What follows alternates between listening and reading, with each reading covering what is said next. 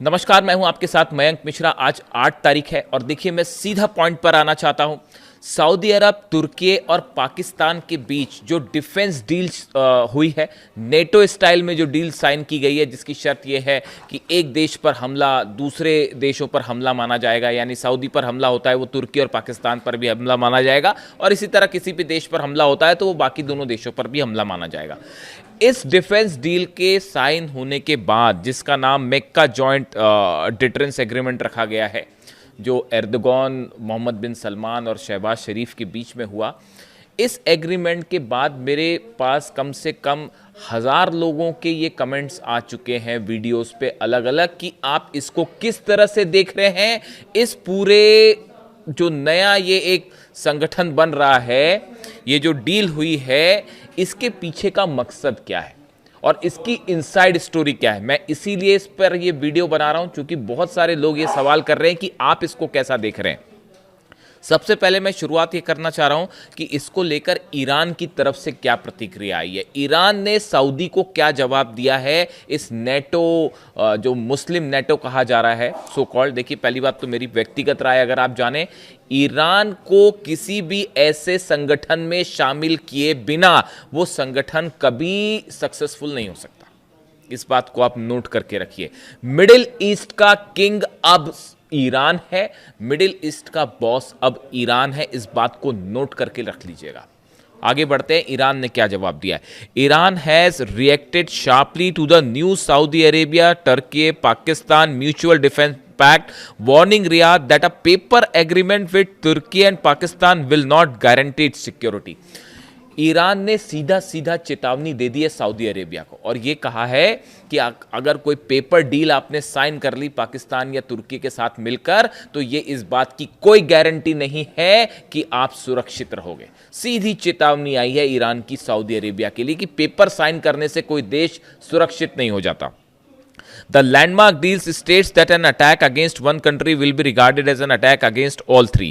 The warning comes amid escalating Iran-US tension and reports that the Tehran threatened to retaliate against Gulf countries' energy infrastructure if Iranian power plants were attacked. Iran ने एक बार फिर साफ कर दिया है कि अगर ईरान के पावर प्लांट्स पर हमले होते हैं तो पूरे अरब देशों के पावर प्लांट तबाह कर दिए जाएंगे, एक भी पावर प्लांट नहीं बनेगा। यानी ईरान ने ये जो नया पैक्ट हुआ है सऊदी, तुर्की और पाकिस्तान के बीच में, इसको लेकर ईरान ने बड़ा एग्रेसिव कमेंट दिया है और ये कहा है कि ये असल में, देखिए, इसके पीछे बड़ी साजिश है। मैं आपको समझाता हूं, लेकिन पहले ईरान का पक्ष रखना जरूरी है कि ईरान इसमें क्या चाह रहा है।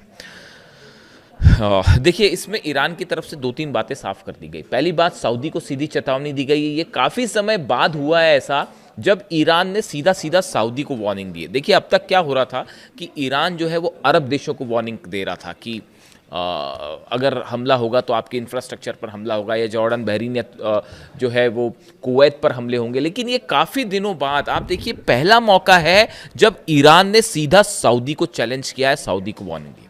जिसके बाद ये भी सवाल उठने लगे हैं कि क्या अब आगे ये जंग का रूप धीरे से अमेरिका पीछे हो जाएगा और ये सऊदी वर्सेस ईरान तो नहीं होने जा रहा। खैर, अभी इसका कुछ कह नहीं सकते इसको लेकर, लेकिन फिलहाल जो है बात की, ये ईरान का पॉइंट ऑफ व्यू था। अब आप देखिए, कुछ चीज़ें बड़ी गौर करिए। डोनाल्ड ट्रंप ने हाल ही में एर्दोगन से मुलाकात की थी तुर्की में। दोनों के बीच में काफ़ी चर्चाएं होती हैं।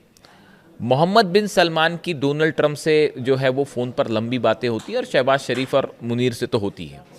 ऐसे में क्या आपको ये लगता है कि ये जो संगठन नया बना है, मेक्का जॉइंट डिटरेंस एग्रीमेंट, जो सऊदी, तुर्की और पाकिस्तान के बीच में हुआ है, ये क्यों बनाया गया? इसका मकसद क्या है इसको बनाने का? क्या ये इजराइल के खिलाफ संगठन बना है? बिल्कुल नहीं बना, बिल्कुल नहीं बना। इस संगठन से इजराइल के लिए कोई समस्या नहीं है। जब तक अमेरिका बैठा है, ये कोई जो संगठन बना है इजराइल के खिलाफ नहीं बना है। देखिए, इसका ईरान को लेकर क्या रुख होगा और इसका अमेरिका को लेकर क्या रुख होगा, ये जो चीजें हैं, ये 2 सवाल ऐसे हैं जो बेहद अहम हैं। अगर आप मुझसे व्यक्तिगत राय पूछें तो ये संगठन जो आनन फानन में तेजी से बनाया गया और इन हालात में बनाया गया जब हूती जो है वो नजरान में हमले कर रहे हैं। हूती जो है वो ये दावा कर रहे हैं कि हमने सऊदी के अलाइंड फोर्सेस के 100 लोगों को मार दिया है। हूती ये दावा कर रहे हैं कि हमने 12 टैंकर सऊदी के जला दिए हैं, सारे पोर्ट सऊदी के बंद कर दिए गए हैं और सऊदी का एक बूंद तेल बाहर नहीं निकल पा रहा। सऊदी अपनी रक्षा करने की हालत में है नहीं। ये तो तब है जब हूती हमला कर रहा है। ईरान ने तो हमला किया ही नहीं। ईरान की मिसाइल जब सऊदी में गिर रही हैं तो इंटरसेप्टर्स खत्म हो चुके हैं। लगभग जो है बताया जा रहा है 70% इंटरसेप्टर्स जो है सऊदी के खत्म हो गए, अमेरिका वाली जो पेट्रियट मिसाइल्स थी। तो ऐसे में देखिए, पहली बात तो ये कि सऊदी को अपनी चिंता सता रही है। सऊदी ये बात समझ चुका है कि ईरान अमेरिका जो है वो रक्षा नहीं कर सकता। डोनाल्ड ट्रंप किसी भी अरब देश की रक्षा नहीं कर सकते। अब ये फैक्ट है, ये ट्रुथ है। अब इसको लेकर कोई कंफ्यूजन किसी को नहीं होना चाहिए। ये बात हम शुरू से कह रहे थे। ये बात 2 साल से मैं आपको बता रहा था कि अगर आप हमले करोगे ईरान के ऊपर तो अरब पर ऐसा हमला होगा और अमेरिका बचा नहीं पाएगा। 2 साल से हम आपको ये बात समझा रहे थे, लेकिन अल्टीमेटली देखिए वो बात सच साबित हुई ना। तो अब ये पूरा अरब देश समझ चुके हैं। जॉर्डन समझ गया, बहरीन समझ गया, कुवैत, और किसी को शक है तो देख लीजिए जाके इन देशों में बेसिस का क्या हाल है। जहां मर्जी होगी ईरान वहां मिसाइल मारेगा और आप नहीं रोक पाओगे। बात नंबर 1। तो सऊदी को अपनी सिक्योरिटी की चिंता है कि भाई अमेरिका तो कर नहीं सकता तो कोई दूसरी चीज़ से सिक्योरिटी की जाए। तो इसलिए ये एक पैक्ट साइन किया गया है कि किसी तरह से जो है दूसरे देशों से जो है मदद मिलेगी, हथियारों की मदद मिलेगी, संभवतः ऐसा सोचता होगा सऊदी। दूसरी, जब अमेरिका के पास ही हथियार कम पड़ रहे हैं, देख ही रही है आप, खबर देख ही रहे हैं, डोनाल्ड ट्रंप फंस गए और कितना हैसगत से उनकी लड़ाई हो गई, अपने रक्षा मंत्री से ही सब कुछ चल गया वो। तो जब उसके पास हथियार नहीं बचे तो इनको क्या हथियार देंगे वो समझिए बात। तो सऊदी को पहले अपनी सुरक्षा की चिंता, बात नंबर 1। बात नंबर 2, सऊदी को यह भी लगता है कि ऐसा पैक्ट हो जाएगा तो कल को ईरान के ऊपर दबाव बनाना है या हूती पर दबाव बनाना है या कोई ऐसी सिचुएशन खड़ी हो जाए जिसमें वॉर हो जाए मिडिल ईस्ट में बड़ा, तो उस समय तुर्की और पाकिस्तान और दूसरे देश जो इसमें शामिल हो जाएं, और भी शामिल हो जाएंगे शायद, वो दबाव बनाने के काम आएंगे। कम से कम एक सपोर्ट तो देंगे, सऊदी को बचाने की कोशिश तो करेंगे, बायलैटरल टॉक करके और किसी तरह से बातचीत, हस्तक्षेप करके ईरान को रोकेंगे तो कल को ईरान ने हमला कर दिया तो। ये बात नंबर 2। लेकिन जो तीसरा पॉइंट है ये बेहद अहम है, इसको ध्यान से समझिए। तुर्की जो है वो नेटो का सदस्य है, सऊदी नहीं है, पाकिस्तान नहीं है। सऊदी जो है वो नेटो का सदस्य नहीं है, लेकिन तुर्की जो है वो नेटो का सदस्य है। और नेटो क्या कहता है? नेटो का नियम ये कहता है कि एक देश पर अगर हमला होता है तो वो सब पर हमला माना जाएगा। अगर कोई देश जंग में कूदता है और उस पर स्ट्राइक हो रहे हैं तो वो सबके खिलाफ जंग मानी जाएगी। इसी वजह से आप देखिए यूक्रेन जो अब तक सामना कर पा रहा है रूस का, ये क्या यूक्रेन वर्सेस पुतिन जंग हो रही है? ये रूस वर्सेस नेटो की जंग है। अमेरिका हथियार दे रहा है, नेटो के जितने देश हैं, जर्मनी, इटली, ये सब के सब हथियार दे रहे हैं साहब। इसीलिए जेलेंस्की अब तक जंग कर पा रहे हैं, वरना यूक्रेन तो कब का ये जंग हार चुका था। तो ये नेटो वर्सेस रूस की जंग है। तो आपने क्या किया कि तुर्की नेटो का सदस्य है, तुर्की के खिलाफ जंग मतलब नेटो के खिलाफ जंग मानी जाएगी। अब तुर्की का पैक्ट हो जाता है, सऊदी से करवा दिया जाता है, यानी सऊदी पर हमला माना जाएगा तुर्की पर हमला, और तुर्की पर हमला माना जाएगा नेटो पर हमला। यानी ये एक रास्ता बनाया गया है कि कल को सऊदी को बचाने के लिए नेटो आए तो वो अपनी फोर्सेस भेज सके, अपने एयरप्लेन भेज सके, अपने डिफेंस सिस्टम भेज सके, अपनी मिसाइलें भेज सके। समझ रहे हैं आप इस बात को? क्लियर है या कंफ्यूजन है कोई? देखिए, तुर्की पर हमला यानी नेटो पर हमला माना जाएगा, ठीक है। ये जो नेटो का नियम है खुद ये कह रहा है कि तुर्की किसी भी सदस्य पर हमला तो तुर्की पर हमला यानी नेटो पर हमला।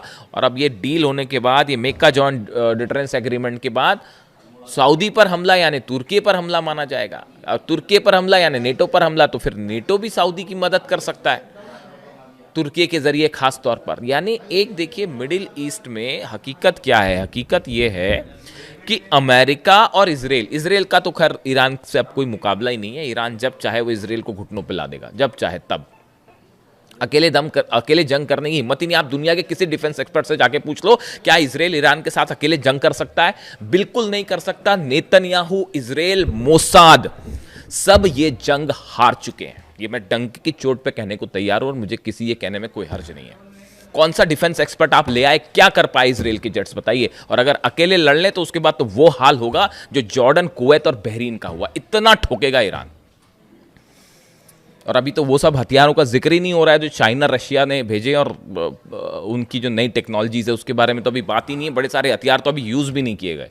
खैर, तो अब जो है अमेरिका अकेले मुकाबला नहीं कर सकता ईरान का, ये बात साबित हो चुकी। शुरू में ये सोच के चल रहे थे कि बस 48 घंटे में निपटा देंगे हम ईरान को, आज 5 महीना हो गया, खत्म हो गया। आगे देखिए कैसी हार्मूज में कैसी हालात है, गिड़गिड़ा रहे हैं डील के लिए। लिटरली गिड़गिड़ाना शब्द होता है ना, देखिए मैं ज़्यादा चीखना चिल्लाना करता नहीं, तो मैं प्रेम से ही बात करता हूँ। तो ऐसा है कि वो जो गिड़गिड़ाना शब्द होता है ना, जो गिड़गिड़ाना, वो वाली हालत है अमेरिका की हॉर्मूज में। और ईरान ने कह दिया साहब देखो आपसे तो हम कोई बात ही नहीं कर रहे, हमको खोलना होगा हॉर्मूज तो खोलेंगे, नहीं खोलना होगा तो नहीं खोलेंगे। और पहली वाली सिचुएशन तो आप एक्सपेक्ट मत करो कि पहली वाली सिचुएशन में हॉर्मूज चला जाएगा, है ना।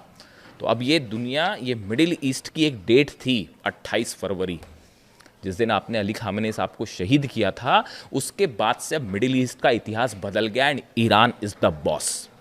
इस बात को गांठ बांध लीजिए आप। मिडिल ईस्ट में कोई भी मुस्लिम नेटो शब्द का इस्तेमाल हो रहा है इस शब्द के लिए, इस ऑर्गेनाइजेशन के लिए। मुस्लिम नेटो शब्द में, इस शब्द में ये शब्द तब सार्थक हो पाएगा जब ईरान की सेना इसमें शामिल होगी। मिडिल ईस्ट का कौन सा देश ईरान का मुकाबला कर सकता है, आप मेरे को बताओ। एक मेरे को मुस्लिम देश का नाम बता दो यहां पर जो ईरान का मुकाबला कर सकता है, बताओ। आप बताओ मेरे को, कमेंट करके बताओ, मैं कमेंट देता हूं आपको, कमेंट करके बताइए कौन सी देश, कल को सऊदी और ईरान की जंग हुई, 48 घंटे में क्या हाल होगा सऊदी का अंदाज लगा लीजिए आप, बताइए। कोई अरब देश मुकाबला कर सकता है? अरे अमेरिका मुकाबला नहीं कर सका, मिल के वो उसने 12 देशों पे जो है ठोक रखा ईरान ने।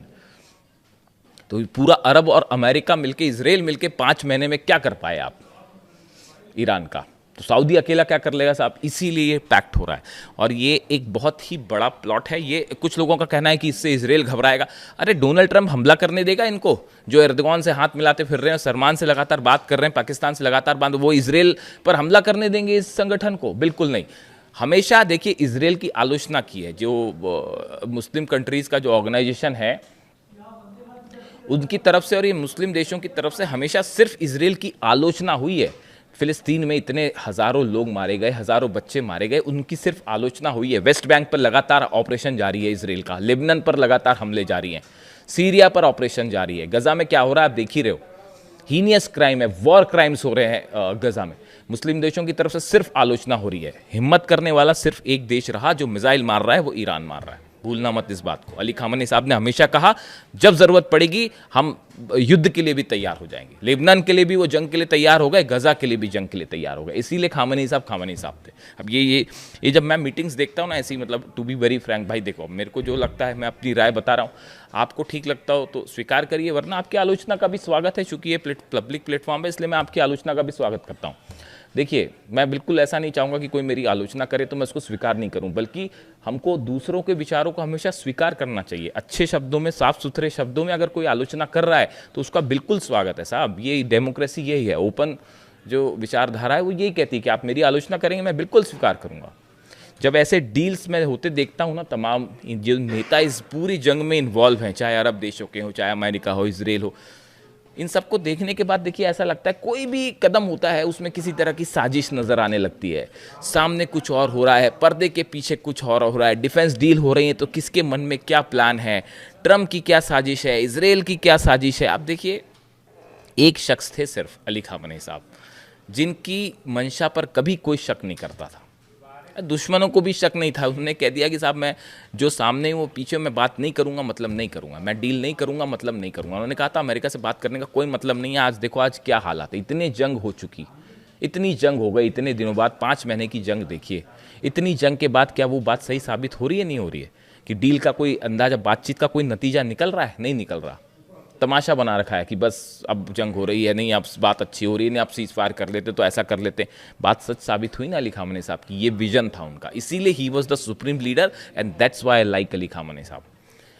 इसीलिए मैं उनकी तारीफ करता हूँ, उन्हें पसंद करता हूँ कि उनका विजन देखिए कितनी क्लैरिटी के साथ है। उनको पता था कौन दुश्मन है, कौन दोस्त है, कौन क्या। इसीलिए उन्होंने कहा था सऊदी को लेकर, वो हमेशा ये चाहते थे कि शिया और सुन्नी के बीच में ये जो एक तनाव वाली स्थिति है ये हमेशा दूर हो जाए, और हर अरब देश को ये समझना चाहिए कि असली दुश्मन कौन है। ये बात वो हमेशा समझाते रहे। खैर, तो अभी देखिए मुझसे चूंकि इस ऑर्गेनाइजेशन के बारे में बोला गया था, इस डील के बारे में पूछा गया था, मक्का जॉइंट डिटरेंस एग्रीमेंट के बारे में आपकी क्या राय है? मेरी बड़ी साफ राय है कि ये अमेरिका के बैकिंग के साथ एक एग्रीमेंट किया गया है जिसका लक्ष्य है ईरान और हूती या हिजबुल्ला ऐसे संगठनों को काउंटर करना, ये कोई बड़ा इजराइल के खिलाफ कुछ नहीं है, भूल जाइए। और ये चूंकि अकेले अमेरिका मुकाबला नहीं कर सकता, इजराइल मुकाबला नहीं कर सकता, तो अरब देशों को ईरान के खिलाफ खड़े करने की और ज़रूरत पड़ी तो इन देशों को आपस में जंग में शामिल करने की। हॉर्मुज़ खुल नहीं पा रहा तो बोले क्या एक पैक्ट करवा देते हैं, चाहे ताकि मिल के हॉर्मुज़ खुलाएं। खुद बैठे बैठे वहाँ तमाशा देखो, खुद की उधर जनरल डेन कैन कह ही रहे हैं अमेरिका की कि जो है वो बाहर निकलना चाहिए, अब कैसे युद्ध से बाहर निकला जाए। तो ये एक बड़ा प्लान है ईरान के खिलाफ एज ऑफ नाउ जो स्थिति लगती है। कमेंट करके आप बताइए आपको क्या लगता है, और आपके सारे कमेंट्स मैं पढ़ूंगा और जवाब देने की भी कोशिश करूंगा। Thank you so much.